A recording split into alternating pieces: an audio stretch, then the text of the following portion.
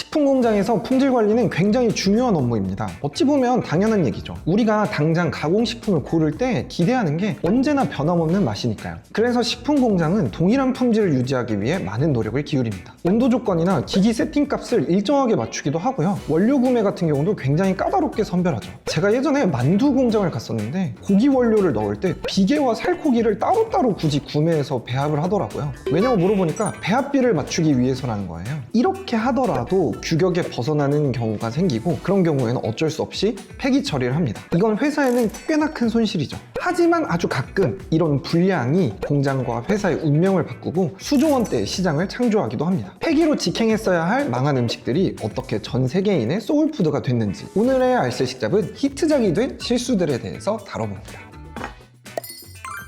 1970년대 초 인천 중구 경동에 위치한 면 제조 공장이었던 광신제면, 이곳은 원래 냉면 면발을 생산하던 곳이었는데요. 그러던 어느 날 한 직원이 실수로 이 면 사출기에 냉면용 얇은 노즐이 아니라 구멍이 훨씬 큰 노즐을 끼우게 됩니다. 그러다 보니 기계에선 냉면이라기엔 너무 굵고 우동이라기엔 너무 질긴 면발이 나오게 됐죠. 이 굵고 질겨서 폐기될 뻔한 이 불량 면발을 이웃집 분식점인 만나당 사장님께서 가져갑니다. 버릴 거면 나 좀 줘봐요 하고 이 면을 가져가서 새콤달콤한 고추장 양념을 끼얹어 팔았는데요. 이게 우리가 얘기하는 바로 쫄면의 시작입니다. 고무줄 같다고 욕먹을 뻔한 그 질긴 식감이 쫄깃함이라는 새로운 맛으로 바뀐 순간이었죠. 이후 광신제면은 아예 기계를 개조해 쫄면 전용 생산 라인을 구축합니다. 쫄면은 이제 인천의 명물을 넘어서 전국 분식점의 필수 메뉴가 되었고요. 지금은 간편식 시장뿐만 아니라 추이 누들이라는 이름 아래 해외에 수출되고 있습니다. 해외로 그럼 한번 나가볼까요? 1850년대 뉴욕의 고급 휴양지였던 사라토가 지역의 주방장이었던 조지 크럼이라는 사람이 있습니다. 이 크럼은 불같은 성격으로 유명했다고 하는데요. 하루는 손님이 감자튀김이 너무 두꺼워서 덜 익었다며 계속해서 음식을 주방으로 돌려보내는 일이 발생했습니다. 슬슬 화가 나기 시작한 크럼은 맛 좀 봐라 하는 심보로 감자를 아예 종이장처럼 얇게 썰어 기름에 튀겨서 내보냈습니다. 포크로 찍기만 해도 산산조각이 나게 손으로 집어먹어야만 하는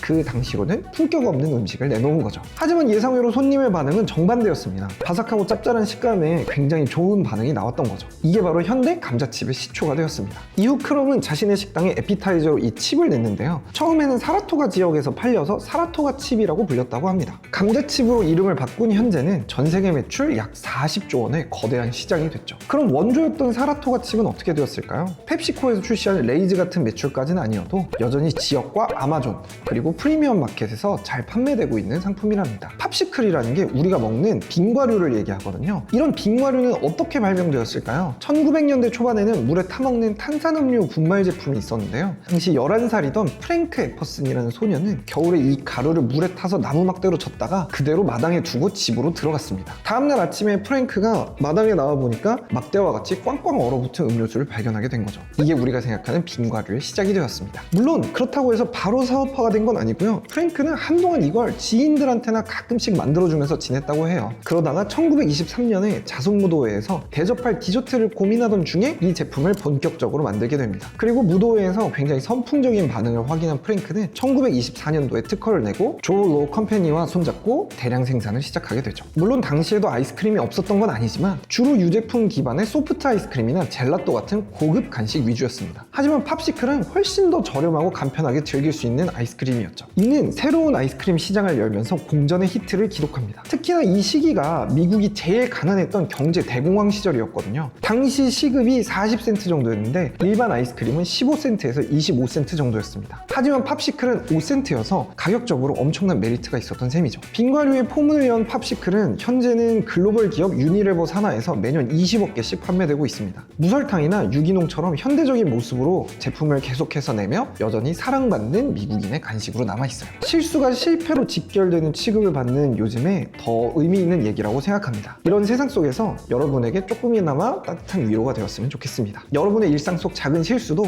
훗날 팝시클이나 쫄면처럼 멋진 결과물이 될지도 모르잖아요. 이 영상을 보시는 여러분, 오늘은 쫄면을 드시거나 감자칩을 드시면서 실수한 나 자신을 위로해보는 시간을 가지시는 건 어떠실까요? 그러면 저희는 다음 알쓸식잡에 뵙겠습니다. 저희 이야기가 도움이 되셨다면 좋아요, 구독, 알림 설정을 눌러주시면 감사하겠습니다.